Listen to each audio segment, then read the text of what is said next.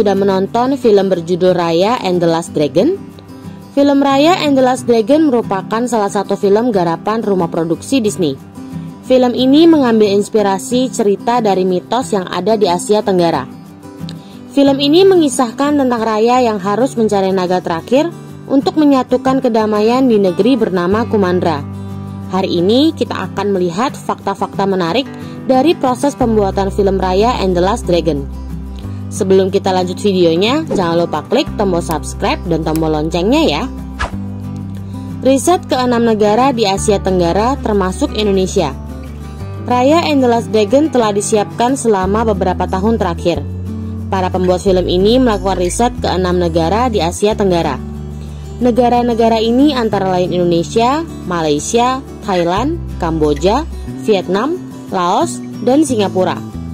Adelim mengatakan pembuat film sudah melakukan riset ke beberapa negara dan mengeksplorasi lebih dalam masing-masing negara. Lalu muncullah ide tokoh utama, petarung wanita tangguh dan naga. Dibuat oleh para filmmaker berdarah keturunan Asia Tenggara.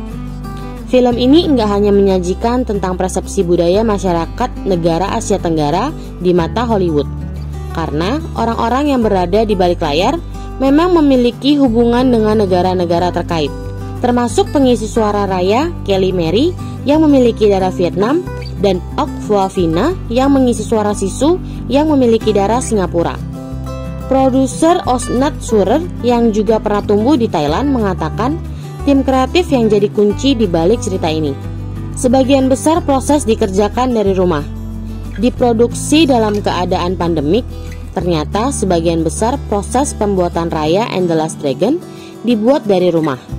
Sutradara Don Hall mengakui bahwa ia mencurahkan dan mengeksekusi setiap ide dalam meeting dari Zoom yang menjadi sebuah tantangan besar. Don Hall mengatakan kesulitannya bukan masalah teknis, tapi lebih ke bagaimana kebiasaan mereka bekerja di Disney yang agak rumit karena harus beralih ke Zoom. Kalau urusan teknis, Osnat Surer merasa lebih kesulitan lagi. Ia sebagai produser harus benar-benar memastikan setiap keputusan yang diambil oleh sutradara lewat jalur virtual. Unsur budaya Indonesia. Film yang berlatar belakang budaya Asia ini juga memasukkan unsur dari Indonesia. Ada aspek budaya Indonesia seperti batik motif sisik ikan, topeng Bali, gamelan, wayang kulit, batik, keris, pencak silat, dan rumah gadang. Talenta tanah air yang terlibat. Sejumlah talenta keren dari tanah air ada yang terlibat dalam film ini, baik dalam proyek filmnya maupun dalam proyek kolaborasi. Ada Niki yang membawakan lagu soundtrack berjudul Warpaint, Raisa dengan lagu Trust Again, dan Via Valen dengan Kita Bisa.